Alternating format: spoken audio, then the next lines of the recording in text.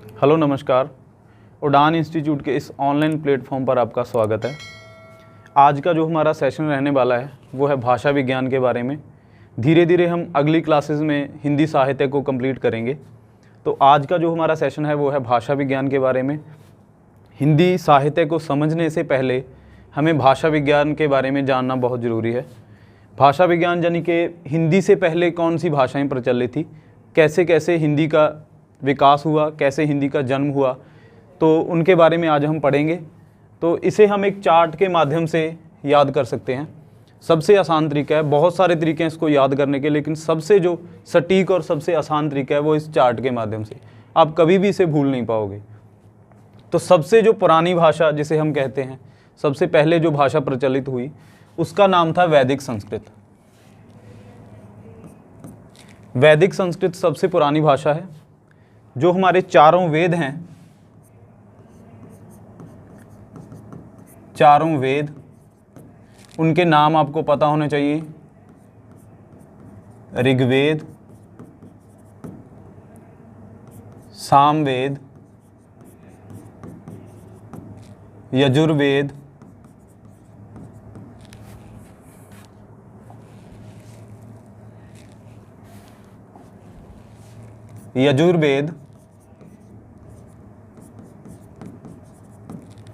और अथर्ववेद। ये चारों जो वेद हैं ये वैदिक संस्कृत में लिखे गए। तो सबसे पुरानी भाषा जो है वो वैदिक संस्कृत है। चारों वेद हमारे वैदिक संस्कृत में लिखे गए।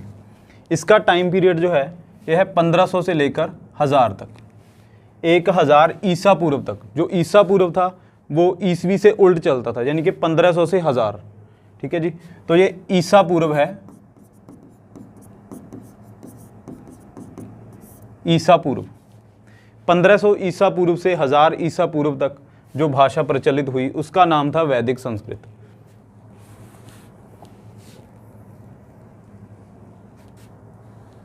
वैदिक संस्कृत 1000 ईसा पूर्व तक चली। इसके बाद जो भाषा हमारे पास आई उसका नाम था लौकिक संस्कृत। ये थोड़ी सी टफ लैंग्वेज थी जो वैदिक संस्कृत थी। आप वेदों को पढ़कर देखिए, आपको बहुत जो शब्द हैं वो आपको समझ ही नहीं आते। तो इसलिए वैदिक संस्कृत थोड़ी सी टफ लैंग्वेज थी। धीरे धीरे इसका सुधार हुआ, तो इससे जो भाषा आगे बनी उसका नाम था लौकिक संस्कृत। लौकिक संस्कृत में हमारे दो महान ग्रंथ जो हैं, रामायण और महाभारत। रामायण और महाभारत लौकिक संस्कृत में लिखे गए। लौकिक संस्कृत में रामायण और महाभारत की रचना हुई। लौकिक संस्कृत का जो टाइम पीरियड है ये रहा 1000 ईसा पूर्व से 500 ईसा पूर्व तक। 1000 से 500 तक जो भाषा चली उसका नाम था लौकिक संस्कृत। इसके बाद जो 500 ईसा पूर्व में जो भाषा आई इसका नाम था पाली, पाली भाषा। पाली भाषा के बारे में आपको पता ही होगा।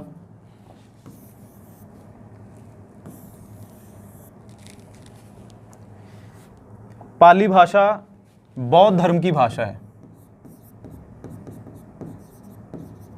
बौद्ध धर्म की भाषा है। संपूर्ण जो बौद्ध साहित्य है वो पाली भाषा में लिखा गया। पाली भाषा के 3 ग्रंथ हैं जो बहुत फेमस हैं, आपको हिस्ट्री में भी आते हैं। वो त्रिपिटक जिन्हें हम कहते हैं। त्रि मतलब 3। पाली भाषा के 3 ग्रंथ हैं, उनके नाम आपको पता होने चाहिए। सुत्त पिटक, विनय पिटक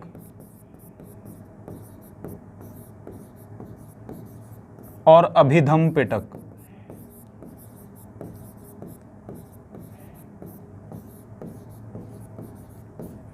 ये तीनों ग्रंथ जो थे, त्रिपिटक जो थे, ये पाली भाषा में लिखे गए। इसका टाइम पीरियड है 500 ईसा पूर्व से लेकर 0 ईस्वी तक। यहाँ से हमारी ईस्वी स्टार्ट होती है, 0 से हमारी ईस्वी स्टार्ट होती है। तो पाली भाषा का टाइम पीरियड है 500 से लेकर 0 ईस्वी तक। तो जो 0 ईस्वी में जो भाषा आई उसका नाम था प्राकृत भाषा। प्राकृत भाषा जो है ये जैन धर्म की भाषा है। जैन धर्म की भाषा है प्राकृत भाषा। संपूर्ण जो जैन साहित्य है ये प्राकृत भाषा में लिखा गया। तो पाली भाषा से आगे जो भाषा आई वो थी प्राकृत भाषा। इसका टाइम पीरियड है 0 से लेकर 500 ईस्वी, ये ईसा पूर्व है और ये ईस्वी। 0 से लेकर 500 तक जो ईस्वी तक जो भाषा चली उसका नाम था प्राकृत। तो 500 ईस्वी में जो भाषा आई उसका नाम था अपभ्रंश भाषा। ये जो अपभ्रंश भाषा है ये सभी भाषाओं की जननी से कहा जाता है। सभी भाषाओं का, मोस्टली भाषाओं का जो जन्म हुआ है वो अपभ्रंश भाषा से हुआ है। तो अपभ्रंश भाषा, इसे बिगड़ी हुई भाषा भी कहा जाता है। बिगड़ी हुई भाषा,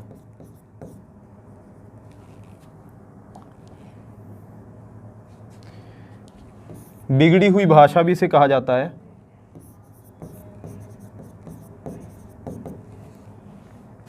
इसका टाइम पीरियड है 500 से लेकर 1000 ईस्वी तक। 500 से लेकर 1000 ईस्वी तक जो भाषा चली उसका नाम था अपभ्रंश भाषा।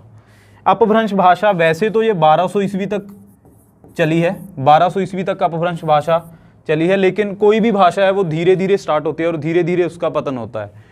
तो 1200 ईस्वी तक अपभ्रंश भाषा चली, लेकिन 1000 ईस्वी में हमारी हिंदी भाषा प्रचलित हो गई थी। तो इस चार्ट को आप कॉपी पेन लीजिए और नोट कर लीजिए, बहुत इंपॉर्टेंट रहेगा आपके लिए, क्योंकि इनमें से 2-3 क्वेश्चन नेट में हर बार पूछे जाते हैं भाषाओं से रिलेटेड, तो इसके बारे में आपको पता होना चाहिए।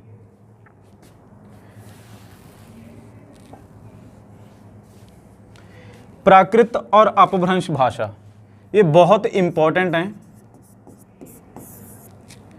प्राकृत भाषा के 7 भेद हैं। प्राकृत भाषा के 7 भेद हैं।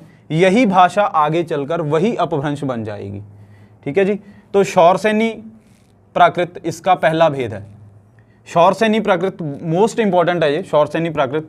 इसमें से क्वेश्चन आपको पक्का आ सकता है, हर बार 2-3 क्वेश्चन अपभ्रंश प्राकृत से रिलेटेड पूछे जाते हैं। तो शौरसेनी प्राकृत से बना शौरसेनी अपभ्रंश। आप एक चीज़ याद कर लो, या तो प्राकृत या अपभ्रंश, क्योंकि वही सेम है। ये शौरसेनी प्राकृत है, आगे चलकर यही शौरसेनी अपभ्रंश बन जाएगा। ये अर्धमागधी प्राकृत है, अर्धमागधी अपभ्रंश बन जाएगा। खस प्राकृत है, खस अपभ्रंश बन जाएगा। तो एक चीज़ आपको याद करनी है, या तो प्राकृत कर लो या अपभ्रंश कर लो। तो शौरसेनी प्राकृत आगे चलकर बना शौरसेनी अपभ्रंश। इससे जो भाषाएं बनी वो थी पश्चिमी हिंदी, पश्चिमी हिंदी, राजस्थानी और गुजराती। इसमें से आपको एक क्वेश्चन पक्का बनता है। आपको क्वेश्चन आएगा कि पश्चिमी हिंदी का अपभ्रंश कौन सा है? शौरसेनी अपभ्रंश। पश्चिमी हिंदी का प्राकृत कौन सा है? शौरसेनी प्राकृत। राजस्थानी का अपभ्रंश कौन सा है? शौरसेनी अपभ्रंश। तो ऐसे आपको इन भाषाओं के बारे में, इन अपभ्रंश और प्राकृत के बारे में आपको पता होना चाहिए। तो शौरसेनी प्राकृत मोस्ट इंपॉर्टेंट है। शौरसेनी प्राकृत से हमारी पश्चिमी हिंदी बनी है, राजस्थानी और गुजराती। अगला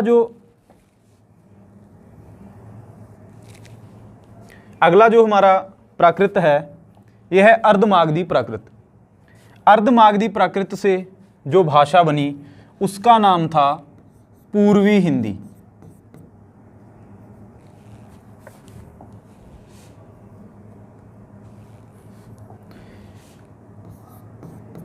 पूर्वी हिंदी।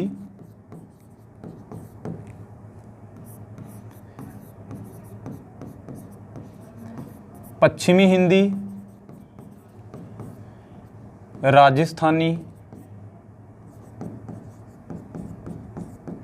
और गुजराती। पश्चिमी हिंदी, राजस्थानी, गुजराती का प्राकृत और अपभ्रंश कौन सा है? शौरसेनी। अर्धमागधी प्राकृत और अर्धमागधी अपभ्रंश से जो भाषा आई उसका नाम था पूर्वी हिंदी। इसके बाद है मागधी प्राकृत। मागधी प्राकृत से आगे चलकर बना मागधी अपभ्रंश। इससे जो भाषाएं बनी बिहारी, बंगला, उड़िया,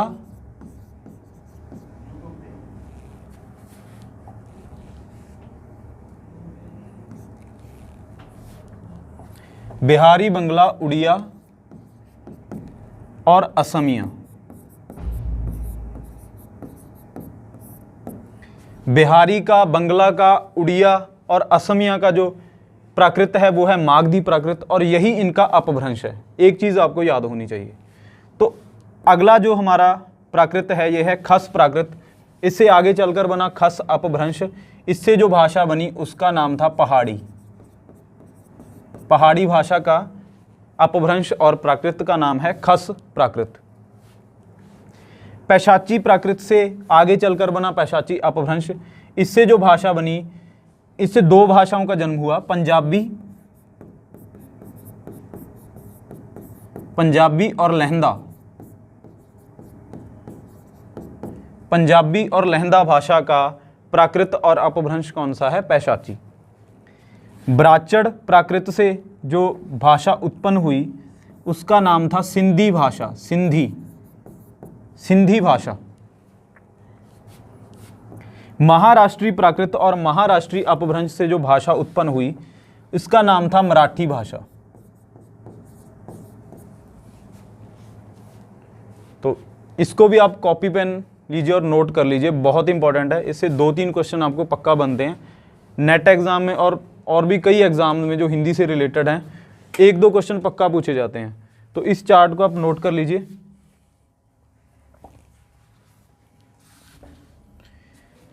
आगे जो हमारी भाषाएं हैं, जैसे पश्चिमी हिंदी है,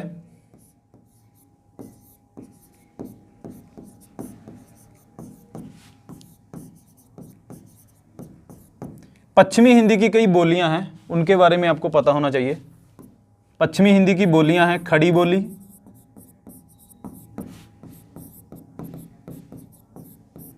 ब्रज भाषा,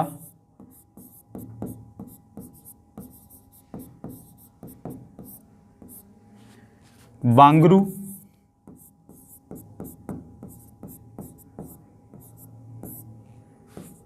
कन्नौजी,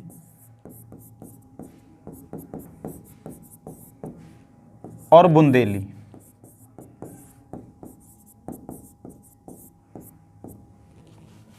ये 5 बोलियां हैं पश्चिमी हिंदी की। बांगरू का एक और नाम है हरियाणवी भाषा। हरियाणवी भाषा को बांगरू कहा जाता है। तो ये पश्चिमी हिंदी की बोलियां हैं, खड़ी बोली, ब्रजभाषा, बांगरू, कन्नौजी और बुंदेली। ऐसे ही पूर्वी हिंदी की कुछ बोलियां हैं, वो भी आप नोट कर लीजिए।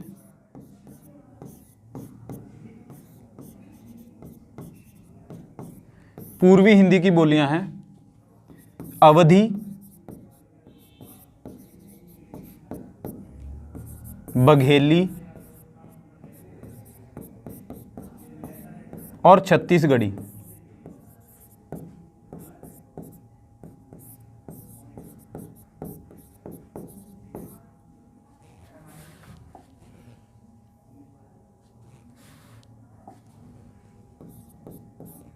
अवधी, बघेली, छत्तीसगढ़ी।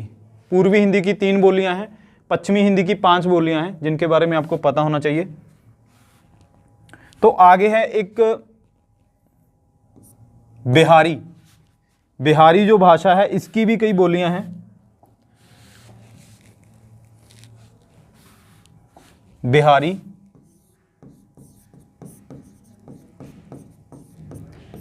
बिहारी की 3 बोलियां हैं, भोजपुरी, मैथिली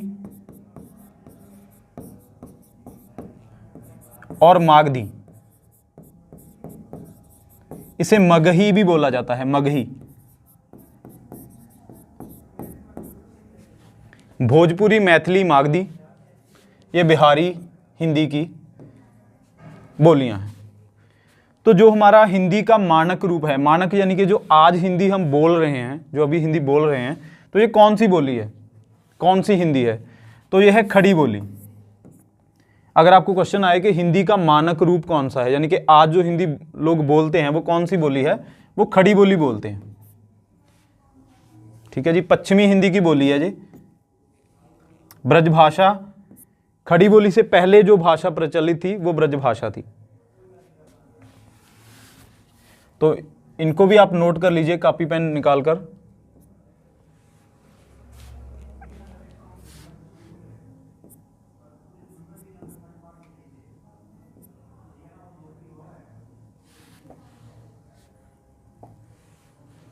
इसके बाद हम हिंदी की हमें बेसिक नॉलेज होनी चाहिए, हिंदी के बारे में हमें पता होना चाहिए कि स्वर व्यंजनों के बारे में, हिंदी के वर्णों के बारे में हमें पता होना चाहिए। हिंदी में टोटल वर्ण कितने हैं?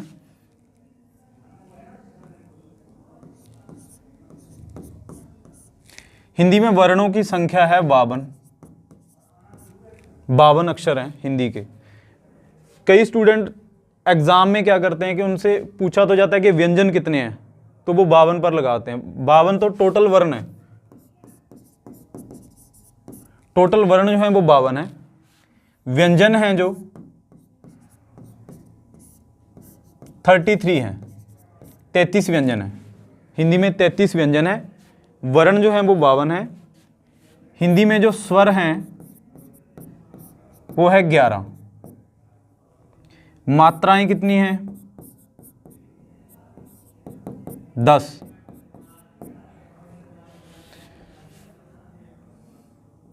10। मात्राएं हैं।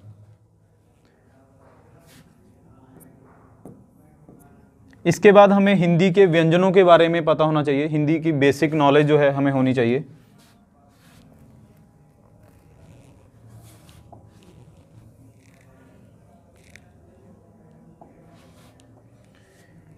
जैसे हिंदी में जो स्पर्श व्यंजन है हमारे, स्पर्श व्यंजन, आपको क्वेश्चन आता है कि इनमें से स्पर्श व्यंजन कौन सा है, तो स्पर्श व्यंजन आप लिख लीजिए।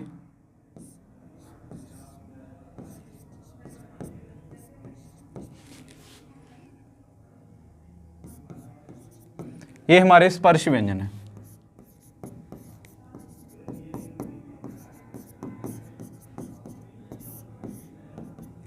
स्पर्श व्यंजन। अगले हैं हमारे स्पर्श संघर्षी।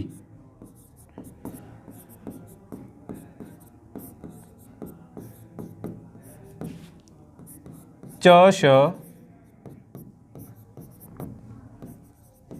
ज झ, ये हमारे स्पर्श व्यंजन है। इनमें से आपको कोई भी व्यंजन पूछ लिया जाए कि इनमें से स्पर्श व्यंजन कौन सा है, तो क ख ग घ ये हमारे स्पर्श व्यंजन है। स्पर्श संघर्षी है हमारे च श ज झ।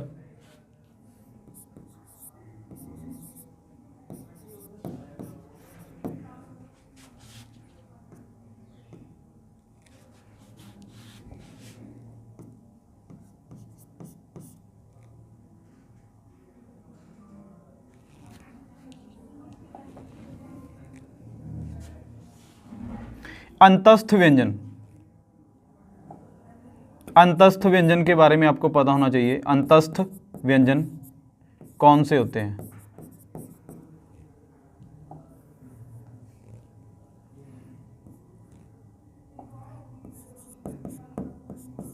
अंतस्थ व्यंजन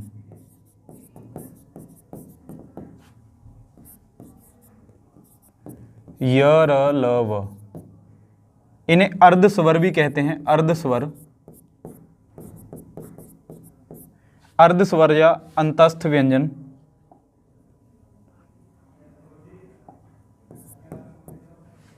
अंतस्थ व्यंजन या अर्ध स्वर भी इन्हें कहते हैं।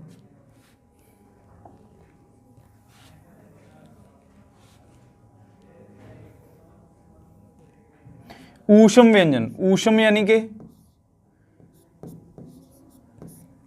ऊष्म का मतलब होता है अग्नि, आग। ऊष्म व्यंजन है हमारे श श सह। ऊष्म व्यंजन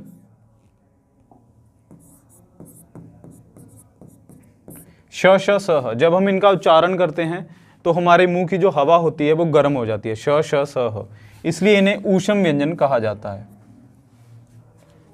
इसके बाद उच्चारण के आधार पर हमें पता होना चाहिए, उच्चारण के आधार पर जैसे कंठ ध्वनियाँ, तालव्य ध्वनियाँ, मूर्धा ध्वनियाँ कौन सी होती हैं, उनके बारे में भी हमें नॉलेज होनी चाहिए। पूरी वर्णमाला आप लिख लीजिए।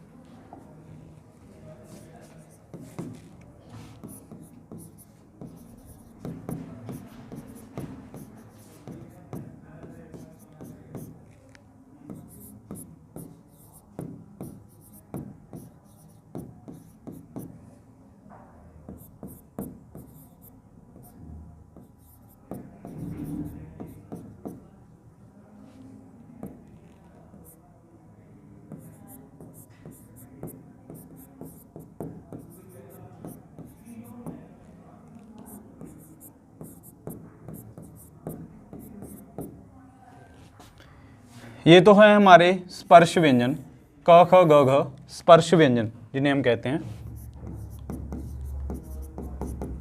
ये है हमारे स्पर्श संघर्षी व्यंजन।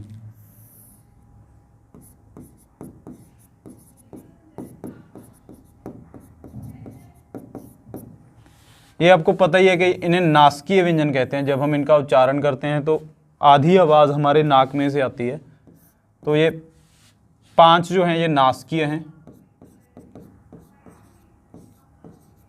नासकीय व्यंजन जिन्हें हम कहते हैं।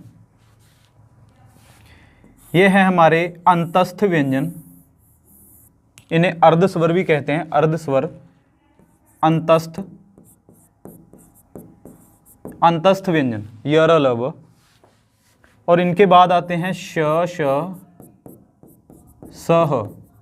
ये है हमारे ऊष्म व्यंजन।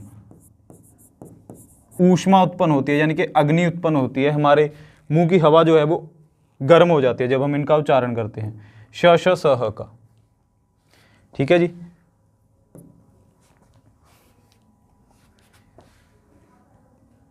इसके बाद आपको पता है हमारे कुछ संयुक्त व्यंजन हैं, जैसे क्ष, त्र, ज्ञ, श्र।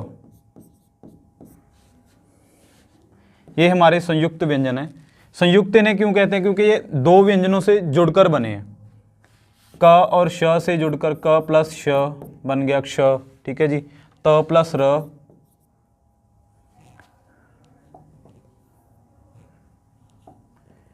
त प्लस र से बना त्र।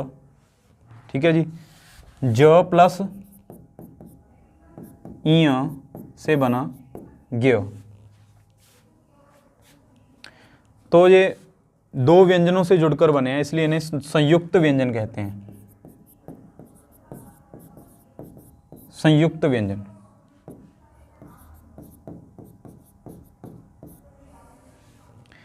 ये तो इनका वर्गीकरण हो गया, स्थान के आधार पर हम कह सकते हैं। इसके बाद हमें ध्वनियाँ पता होना चाहिए, जैसे कंठे ध्वनियाँ, तालव्य ध्वनियाँ कौन सी होती हैं, मूर्धा ध्वनियाँ कौन सी होती हैं।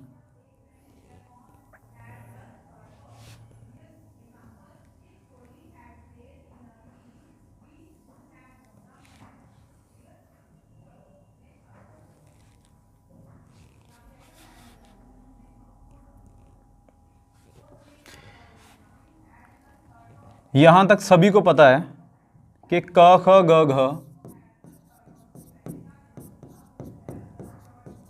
ये कंठे ध्वनियाँ होती हैं, क ख ग घ।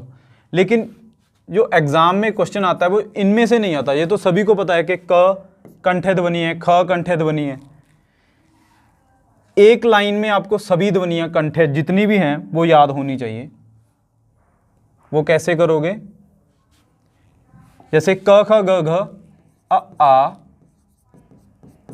ह, क ख ग घ अ आ ह, ये सभी कंठे ध्वनियाँ हैं, इससे बाहर आपको आ ही नहीं सकता। कंठ ध्वनियाँ जितनी भी हैं, क ख ग घ अ आ ह, अ भी कंठे ध्वनि है, आ भी कंठे ध्वनि है और ह भी कंठे ध्वनि है। तो एक लाइन में आपके सभी कंठे ध्वनियाँ याद हो जाएंगी। इसके बाद आती हैं तालु ध्वनियाँ, च श, ज झ, इ ई, य श।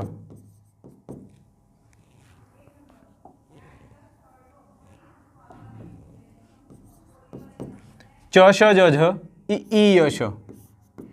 कंठे ध्वनियां हैं क ख ग घ अ आ ह, च श ज झ इ ई य श। तो ये एक लाइन में पूरी तालु ध्वनियां हैं आपकी। ट ठ ड ढ री र श, ये है आपकी मूर्धा ध्वनियां। मूर्धा ध्वनियां हैं ट ठ ड ढ री र श। इसके बाद है आपकी दंत्य ध्वनियां, त थ द ध ल और स, त थ द ध ल और स। आपको क्वेश्चन जो आएगा वो यहां से आएगा।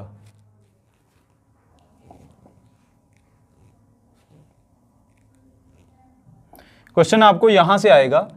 इतनी तो सभी को पता है कि ये कंठे ध्वनियां हैं, ये तालु ध्वनियां और ये मूर्धा ध्वनियां हैं, लेकिन इसके बाहर आपको क्वेश्चन आएगा। अगर आपको य ध्वनि पूछ ली या श ध्वनि पूछ ली कि कौन सी ध्वनि है, तो ये तालु ध्वनि है। ठीक है जी, ऐसा आपको पता होना चाहिए। इसके बाद है हमारी ओष्ठ्य ध्वनियां, प फ ब भ उ उ, प फ ब भ उ उ। तो ये हमारी पूरी की पूरी ओष्ठ्य ध्वनियां एक लाइन में कंप्लीट हो गई।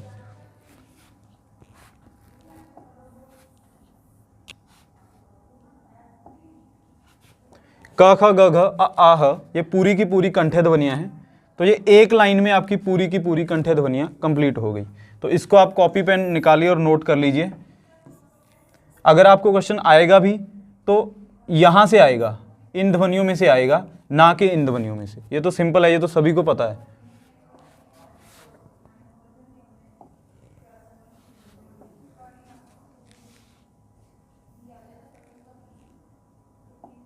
इसके बाद हिंदी के जो स्वर हैं, स्वरों की गिनती 11 है। 11 स्वर हैं। अ आ इ ई उ ऊ री ए ओ औ। 11 स्वर हैं। इनको 3 वर्गों में डिवाइड किया जाता है। सबसे पहले जो स्वर आते हैं वो हैं ह्रस्व स्वर। जब हम इनका उच्चारण करते हैं तो हमारी कम से कम एनर्जी लगती है, उन्हें ह्रस्व स्वर कहते हैं। जैसे अ, ई, उ, री। अ, ई, उ और री, ये हैं ह्रस्व स्वर। ये 4 स्वर हैं ह्रस्व स्वर।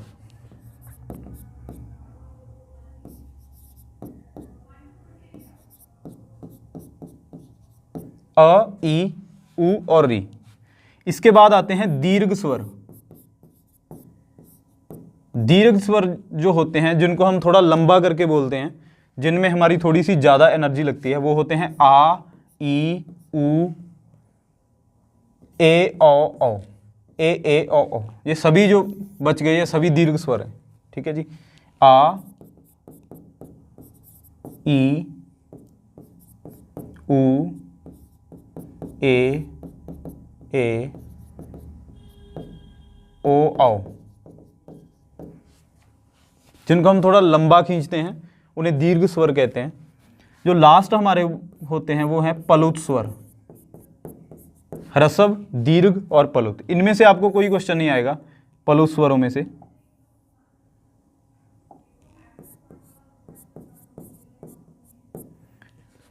ये एकमात्र स्वर होता है ओम। जैसे हम सबसे लंबा करके बोलते हैं ओम, ओम का उच्चारण करते हैं, तो वो पलुत स्वर होता है। आपको क्वेश्चन आएगा ह्रस्व और दीर्घ में से, बस इतना आपको पता होना चाहिए। ठीक है जी, इसको आप कॉपी पेन निकालिए और नोट कर लीजिए। मात्राएं इसकी 10 होती हैं। हिंदी की जो मात्राएं होती हैं वो 10 होती हैं।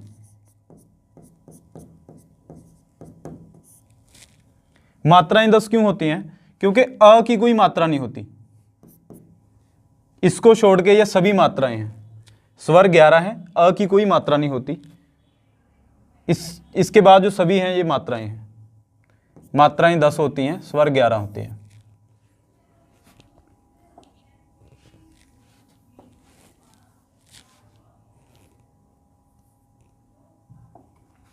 इसके बाद हम करते हैं हिंदी की संवैधानिक स्थिति।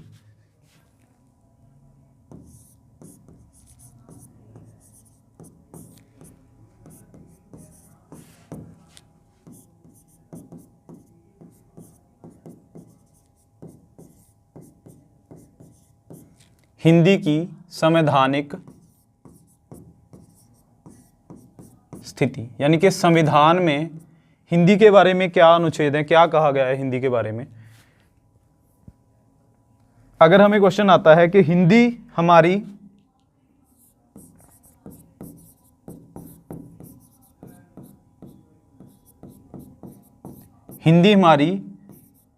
राजभाषा है या राष्ट्रभाषा,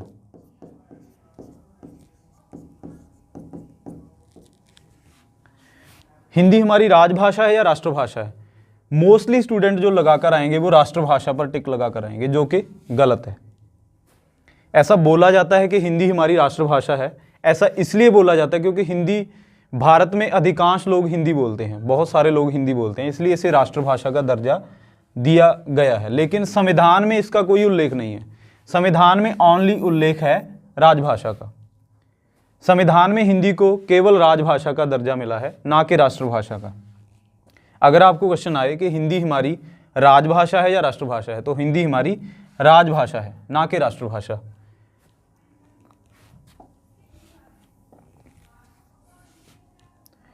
तो संविधान में अनुच्छेद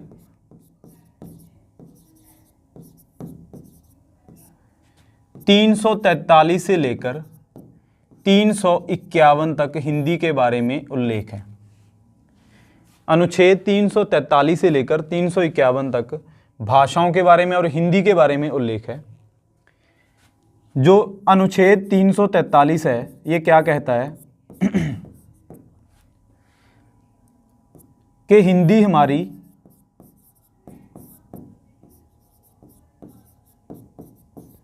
राजभाषा है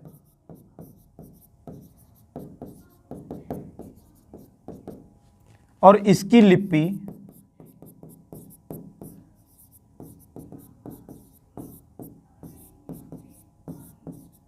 देवनागरी होगी।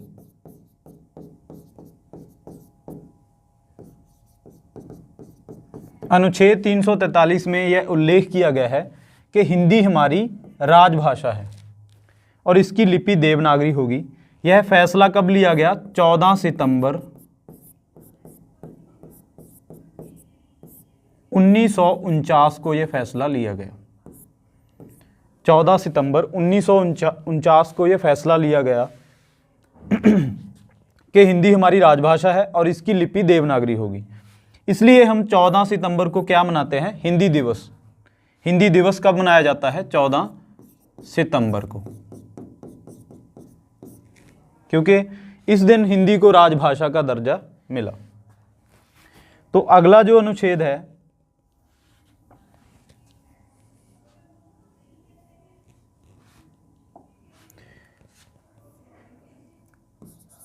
344 में राष्ट्रपति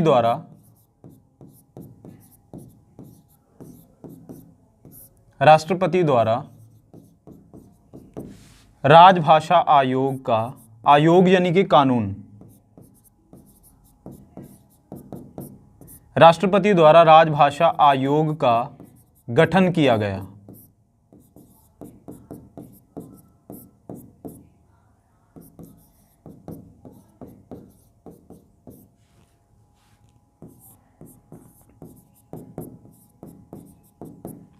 राजभाषा के से संबंधित एक कानून बनाया गया, उससे कई राज्यों के सदस्यों को बुलाया गया राजभाषा के ऊपर, मतलब डिस्कस करने के लिए। तो ये कब बना?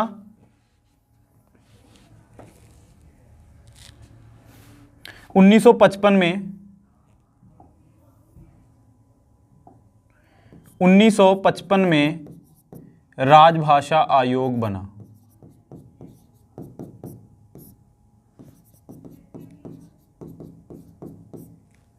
राजभाषा आयोग 1955 में बना। इसके जो पहले सदस्य थे उनका नाम था बाल गंगाधर खेर।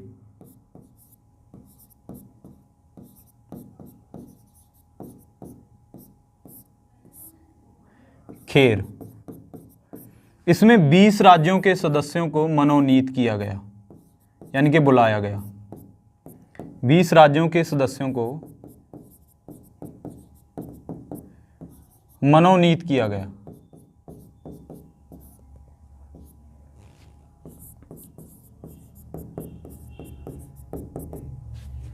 उन्नीस सौ 55 में आपको क्वेश्चन आ सकता है कि राजभाषा आयोग कब बना। 1955 में राजभाषा आयोग बना। इसके पहले अध्यक्ष थे बाल गंगाधर खेर जी और 20 राज्यों के सदस्यों को इसमें मनोनीत किया गया, यानी कि हिंदी के ऊपर डिस्कस करने के लिए 20 राज्यों के सदस्यों को बुलाया गया। अगला जो हमारा अनुच्छेद है,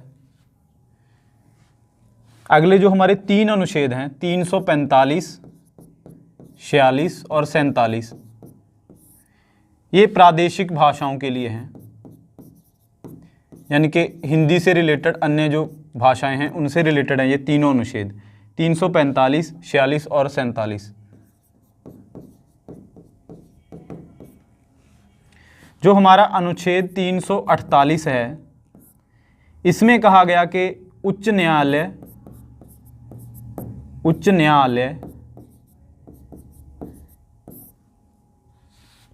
और संसद में, सुप्रीम कोर्ट, हाई कोर्ट और संसद में, पार्लियामेंट में भाषा प्रयोग का प्रावधान किया जाए। भाषा प्रयोग क्या होता है? जो पार्लियामेंट में वो ईयरफोन वगैरह पहने रहते हैं ना, उसमें भाषा ट्रांसलेटर लगे होते हैं। भाषा को ट्रांसलेट करके अगर कोई इंग्लिश में बोल रहा है तो उसे हिंदी में ट्रांसलेट करके दूसरे को सुनाई देगा।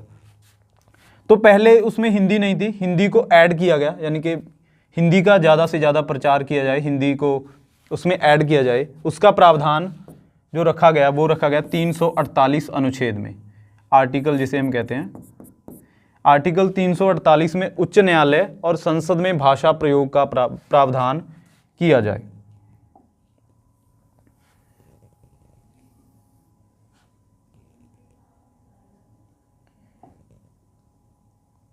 जो हमारा अनुच्छेद नंबर 349 है,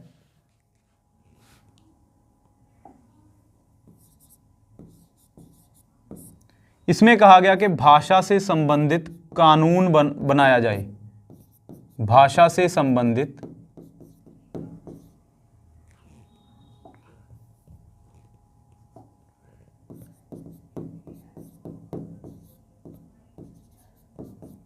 कानून बनाया जाए। 49 में ये लिखा गया। और अगला जो हमारा अनुच्छेद है 350, इसमें लिखा गया कि बच्चों की जो प्राइमरी पढ़ाई है, बच्चों की प्राइमरी पढ़ाई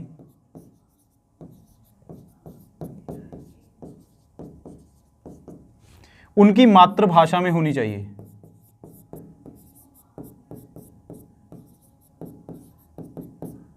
उनकी मातृभाषा में होनी चाहिए।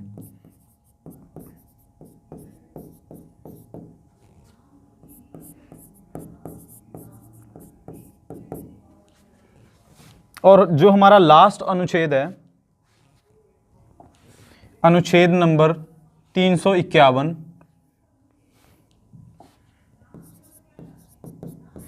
इसमें कहा गया कि केंद्र सरकार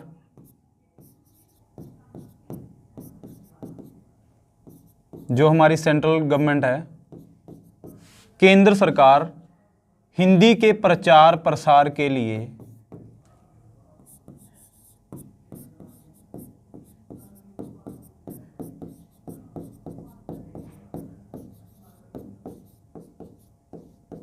पैसा खर्च करे।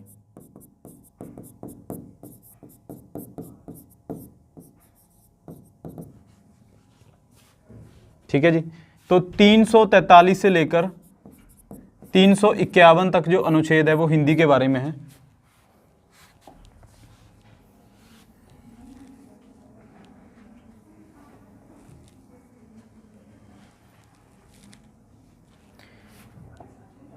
इसके बाद एक अधिनियम आया, यानी कि एक कानून आया 1976 में, 76 में, 1976 में एक कानून आया,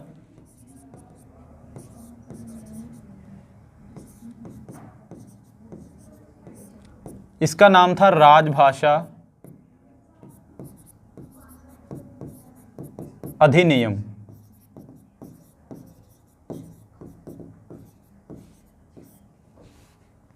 इसके तहत 3 श्रेणियां बनाई गई, क, ख और ग श्रेणी। ये श्रेणियां भाषा के आधार पर बनाई गई कि हिंदी भाषा जो है वो कौन कौन से राज्यों में कितने परसेंट मतलब बोली जाती है। क श्रेणी में वह राज्य आए जिसमें जिनकी मातृभाषा हिंदी थी। क श्रेणी में जिनमें पूरी की पूरी हिंदी का प्रयोग होता था, जैसे दिल्ली हो गया, महाराष्ट्र, बिहार, झारखंड, उड़ीसा, ये सभी राज्य जिनकी मातृभाषा हिंदी थी, पूरे का पूरा काम जो है वो हिंदी में होता था, वो क श्रेणी में रखे गए।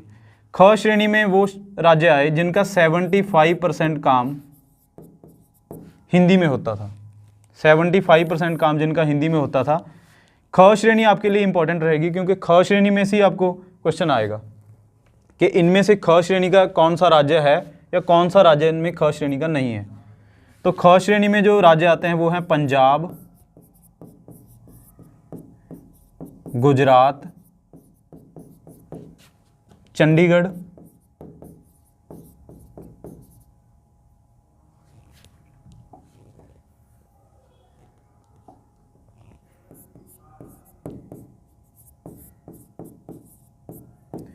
महाराष्ट्र और अंडमान निकोबार। 3 श्रेणियां थी, इनका 50% काम हिंदी में होता है।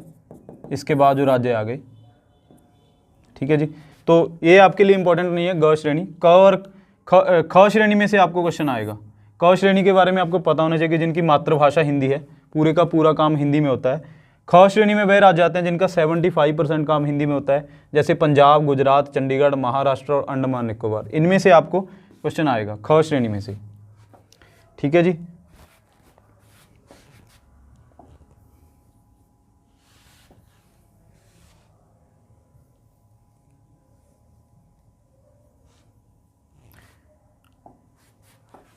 तो आज के लिए इतना ही। कल से हम जो हमारी अगली क्लास होगी उससे हम हिंदी साहित्य का इतिहास स्टार्ट करेंगे।